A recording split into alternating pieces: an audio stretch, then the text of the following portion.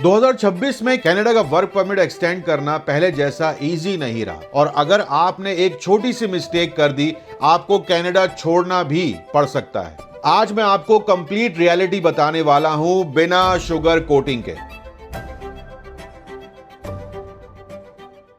सबसे पहले मैं एक बात क्लियर कर दूं, कनाडा में वर्क परमिट एक्सटेंशन ऑटोमेटिक नहीं होता। आपको प्रॉपर एलिजिबिलिटी, टाइमिंग और डॉक्यूमेंटेशन स्ट्रांग रखनी होती है। और ऑनेस्टली 2026 में रूल्स टाइट हो चुके हैं। इमिग्रेशन अब हर केस ज्यादा क्लोजली चेक करता है। इसीलिए जो मैं आज बता रहा हूं वो सर्वाइवल गाइड समझ लो। वीडियो को एंड तक जरूर देखना, पूरी डिटेल में समझ आ जाएगा।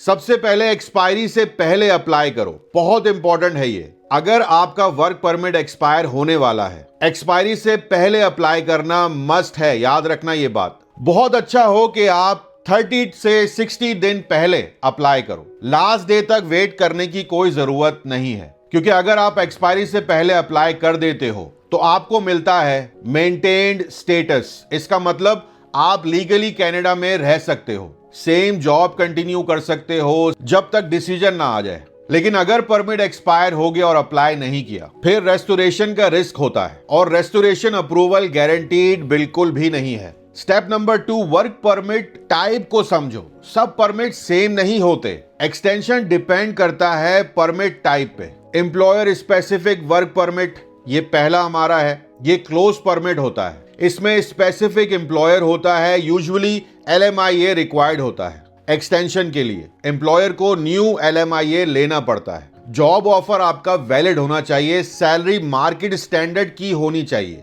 आजकल फेक जॉब्स पे इमिग्रेशन बहुत स्ट्रिक्ट है, इसलिए डॉक्यूमेंटेशन क्लीन होना बहुत जरूरी है। और डॉक्यूमेंट्स पे मैं बार बार जोर देता हूं कि इसमें आप लोग बिल्कुल भी प्रॉब्लम ना करें। नंबर 2 है जी open work permit, PGWP spousal. यहां थोड़ा ट्रिकी सिचुएशन होती है। इसकी एग्जांपल दूं दोस्तों तो PGWP normally once in a lifetime होता है। मतलब PGWP जनरली एक्सटेंड नहीं होता। एक्सेप्शंस हैं कुछ।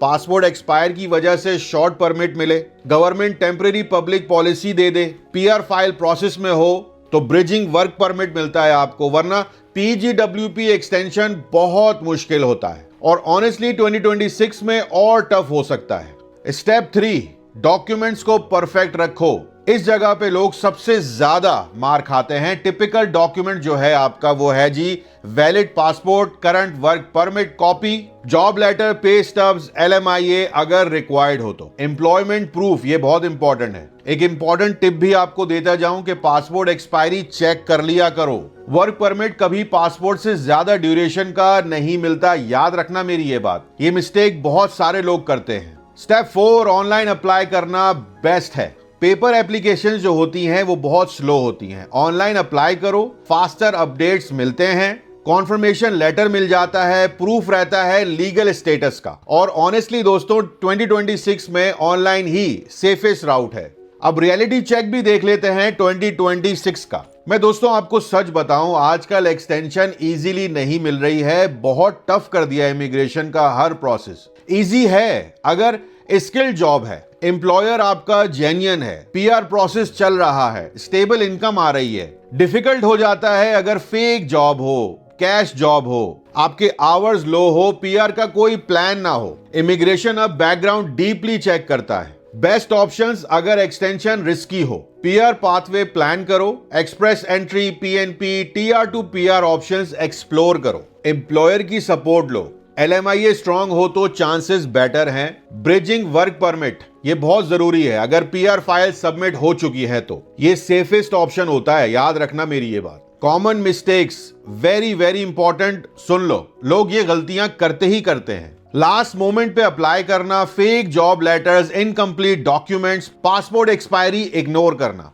रॉन्ग इमिग्रेशन कंसल्टेंट चूज करना। ये बहुत जरूरी है कि कंसल्टेंट आपका ठीक हो, और फिर रिफ्यूजल मिल जाता है दोस्तों। कनाडा अपॉर्चुनिटीज देता है, लेकिन प्लानिंग के बिना फ्यूचर सिक्योर नहीं होता। वर्क परमिट एक्सटेंशन सिर्फ फॉर्म फाइल करना नहीं है, एक स्ट्रेटेजी होती है। अगर स्मार्ट प्लानिंग करो तो कनाडा में स्टे पॉसिबल है, वरना एग्जिट भी रियलिटी बन सकती है। हमारा व्हाट्सएप चैनल है, उसको भी फॉलो कर लीजिए।